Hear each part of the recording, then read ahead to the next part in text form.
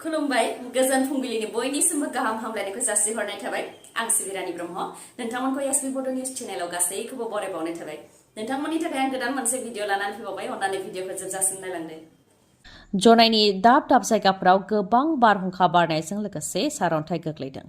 सिमब्रे सिमब्रा बारनाय बारहुंखाया न' बां सिलिंखार खालामलांदों बारहुंखा बारनायजों न'नि उखुमफोरा बिरखारदों गेदेर गेदेर दंफां लाइफांफोरा न' सायाव बायसिनदों जायनि थाखाय न' सिङाव थानाय गासैबो मेसिन बासनपत्र बायदिफ्रा थेर बेथेर जाजोबदों ओजोंहाय सुबुंफोरा खुनुरुखुमै जिउ रैखा मोननो हानायखौ फोरमायथिदों बारहुंखा बारनायजों फारसेनिफ्राय सिलिंखार जालांदों गेदेर गेदेर दंफां लाइफांफोरा लामा सामा न' बां बायदिफोराव बायसिनदों 515 नं राजा लामायावबो बेसेन गोसा गारिनि सायाव दंफां गेदेरा बायसिनदों जायजों बेसेन गोसा गारिया थेर बेथेर जादों नाथाय खाफाल गोनां गारि सिङाव थानाय सुबुङा खुनुरुखुमै जिउ रैखा मोननो हादों जनायनि दाब दाब ओनसोलफोराव बेबायदि गिख्रंथाव थासारि जानायनि अनगायैबो उदालगुरि जिल्लानि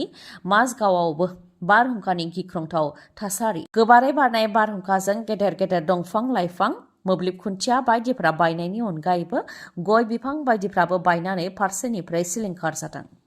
बिपिएफनि बारग' मन्थ्रि चन्दन ब्रह्मआ बबे राजखान्थि दोलोआव जयेन जागोन बेखौ रोखा फोरमायनानै होबाय खौरांगिरि मेल हांख्रायनानै रोखा फोरमायथिनानै होबाय चन्दन ब्रह्मआ फैगौ 2 एप्रिलाव बेलासे 4 रिंगायाव चिरां जिल्लानि हेडक्वार्टार काजलगावआव प्रमद बर' दैदेननाय इउपिपिएल दोलाव हाबगोन होननानै फोरमायथिदों चन्दन ब्रह्मआ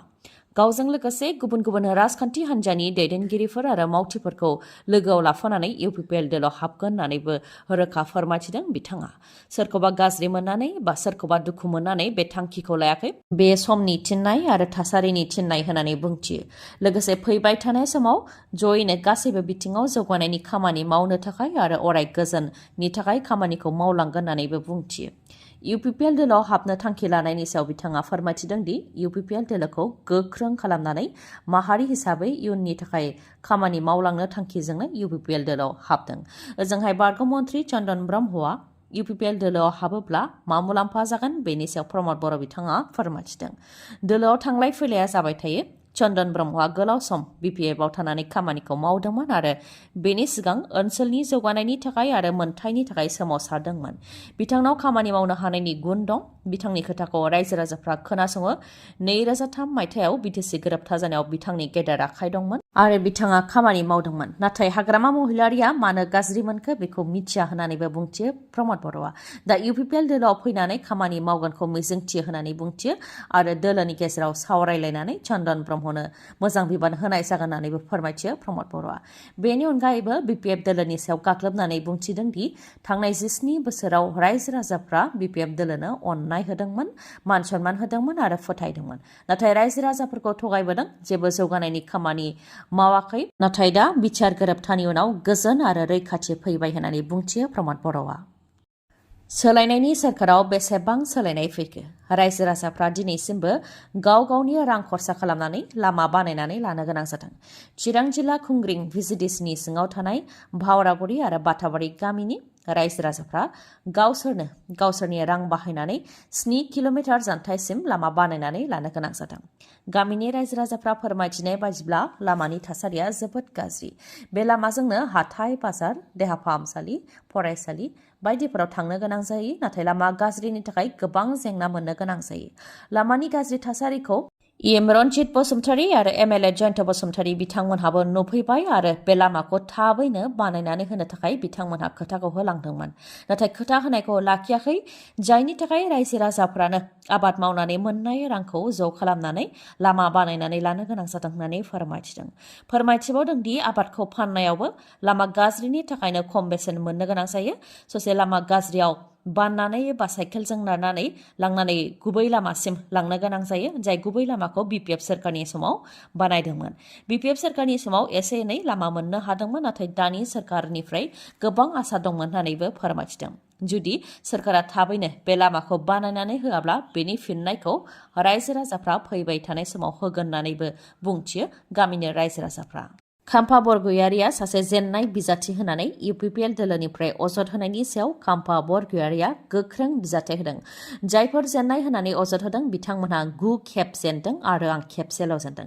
9 खेब जेननाय बिथांमोनहा बेबायदि बुंनो जेबो मोन्थाय गैया होननानैबो बुंथियो खाम्फा बरगयारिया। लोगोसे एमसिएलए बिसायख'थियाव जेननो गोनां जानायनि सायावबो बिथाङा फोरमायथिदों दि बिथांमोनहा देरहानो थाखाय गोबां हाराहास्थि खालामदों, प्रशासननिफ्राय लानानै भट होनायावबो रेगिं खालामदों, बिपिएफनि भट होग्राफोरखौ बुनानै होखारहरदों। बे जारिमिनखौ बयबो मिथिगौ होननानै बुंथियो आरो बे लोकसभा बिसायख'थियाव मुस्लिमनि 80% भटखौनो मोनगोन आरो देरहागोन होननानैबो दाबि खालामो खाम्फा बरगयारि बिथाङा। पर्बत जरायाव बिसायख'थिनि फोसावदिं मेल खुंनायाव बेखौ फोरमायथिदों खाम्फा बरगयारिया। लोगोसे बुंथिदों दि बे मेलाव गुबुन गुबुन हारि गार', राभा, बर', मुस्लिम, नेपाली, हिन्दी भाषी गासैबो नुजाथि फैदों आरो मुस्लिमफोरनिफ्राय 80% भटखौनो मोनगोन होननानै रादाय होदों आरो गुबुन हारिनि सुबुंफोराबो बेबायदिनो भटखौ होगोन होननानै रादाय होदों होननानै फोरमायथिदों खाम्फा बरगयारि बिथाङा। फकिराग्रामावबो बिपिएफ दोलोनि जयनिं हाबाफारि, इउपिपिएल आरो बिजेपिनि मददगिरिफ्रा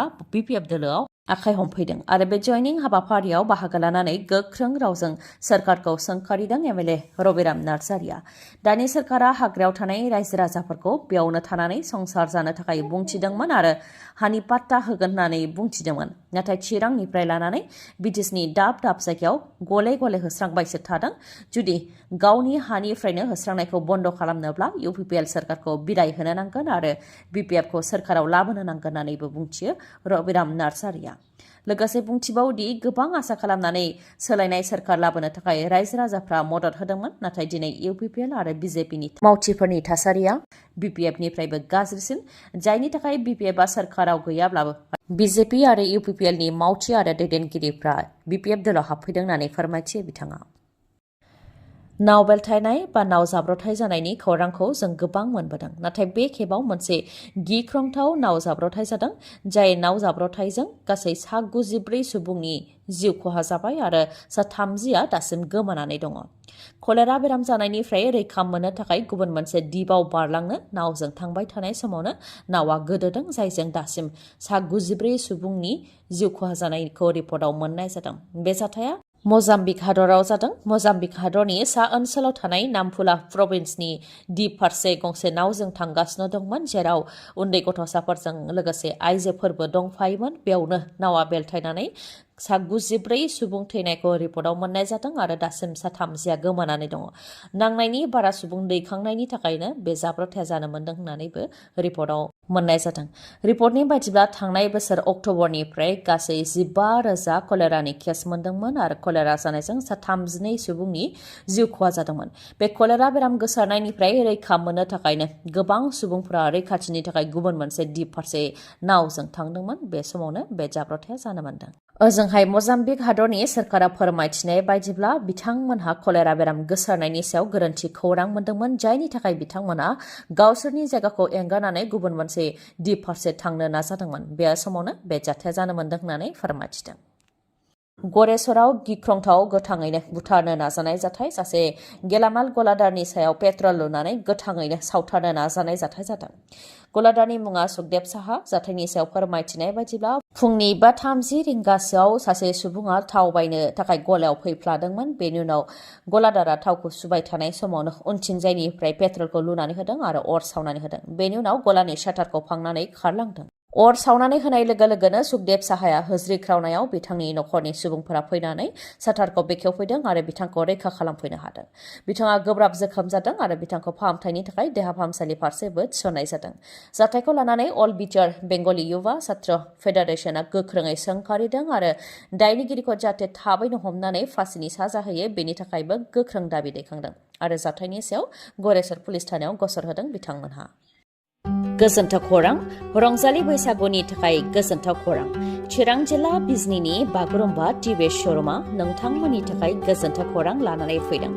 रंजालि बैसागुजों लोब्बा लाखिनानै मेगालन आरो एक्सेन्स मेला खुंनो आखायाव लादों बिजनी कलेज र'डआव थानाय बागुरुम्बा टिभि श'रुमा। नोंथांमोनहा जुदि TVS कम्पानिनि मटरसाइकेल बा स्कुटि बायनो सानदोंब्ला बेनो नोंथांमोननि थाखाय सनानि खाबु खम डाउन पेमेन्ट होग्रोनानैनो बा खम सुदावनो नोंथांमोनहा मटरसाइकेल बा स्कुटिखौ मोननो हागोन लोगोसे बेसेन नाङालासे गंनै हेलमेट मोननो हागोन सिट कभार मोननो हागोन टेंकिया बुंजाजासे थाव मोननो हागोन आरो गोबां अफारफोर दङ गोजाम मटरसाइकेल बा स्कुटिखौ सोलायनानैबो गावनि लुबैनाय बायदि गोदान मटरसाइकेल बा स्कुटिखौ लांनो हानायनिबो खाबु दङ बेफोर खाबुआ 9 एप्रिलनिफ्रायनो जागायजेनगोन मोजाङै मिथिबावनोबा 7002132259 बे नाम्बाराव खौरां लाहरनो हागोन गोजोन्थों दिनैनि भिडिअआ एसेनोसै गाबोन आरो गोदान भिडिअजों लोगो मोनफिनबावगोन नोंथाङा दासिमबो आंनि चेनेलखौ साबस्क्राइब खालामाखैबा अन्नानै साबस्क्राइब खालामदो लोगोसे लाइक कमेन्ट आरो शेयार खालामनो दाबाव गोजोन्थों